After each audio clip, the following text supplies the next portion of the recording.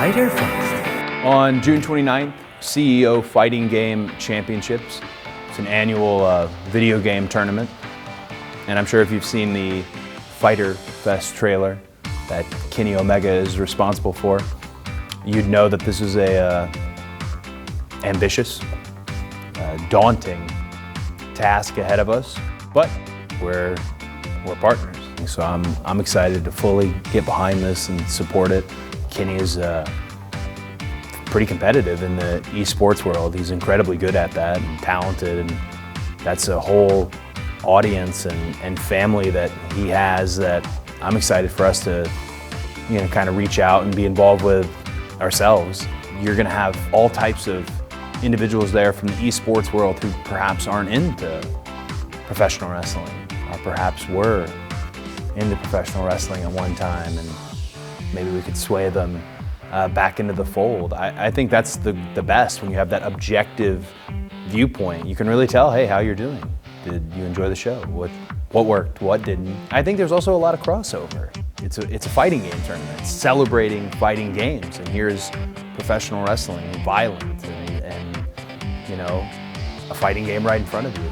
So I'm excited for the crossover. I'm excited to see what the CEO world thinks of AEW, and hopefully it can be something we do more in the future. What about what happened at Double or Nothing makes you think that I want to wait till July to step into the AEW ring for my first official match?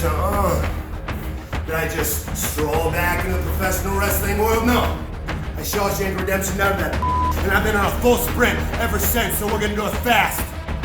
Joey Janela. Let's talk about that. This man says he wants to die in the ring. Okay, I get it. But when the bad boy, Joey Janela, said this, Jon Moxley didn't exist in AEW. Things are different now. Now you're talking about a guy that doesn't have an off switch. You're talking about a guy that doesn't care if there are children in the audience. I don't care if your grandmother is in the audience. You're talking about a guy who doesn't necessarily care about the referee's discretion when I get in the ring, when I step through the ropes and the bell rings. You're talking about a guy who doesn't necessarily care about the safety of the athlete. June 29th. Daytona Beach at the Fyter Fest. Jon Moxley, Joey Janela. You're gonna get it right now, quick, fast, in your face. You get it like Amazon Prime for head trauma.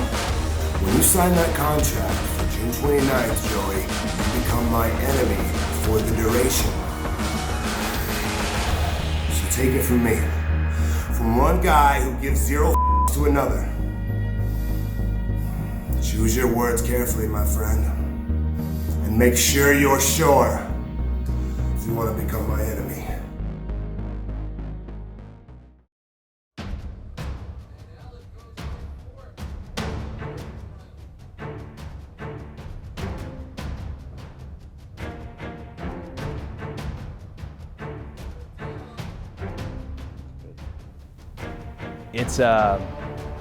It's tricky.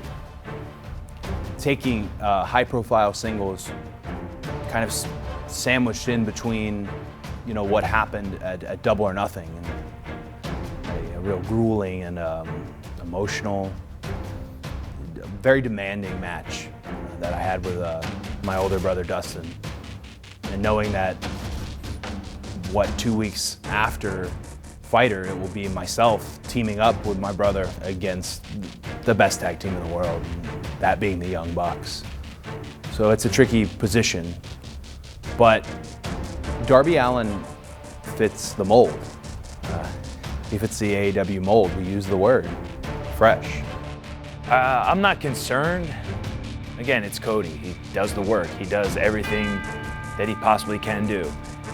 I maybe don't agree 100% with the match, because Darby is very unorthodox and you don't know what he's willing to do. And I mean, at the end of the day, Darby has nothing to lose on this stage. Cody has everything to lose. There's no way Cody's gonna want to go into a Fight for the Fallen, team with his brother against the Young Bucks in this humongous tag team match, coming off the heels of a loss to someone making their debut in AEW. So I'm not concerned that Cody opted to do this match, but at the end of the day, I mean, he's got to really be careful. A lot of people might have misinterpreted the throne element of Double or Nothing, but if it meant anything, and I'm sure it means a lot to different people, but if it meant anything, it meant that I wasn't going to be an executive first. I was going to be a wrestler first. And this is part of it.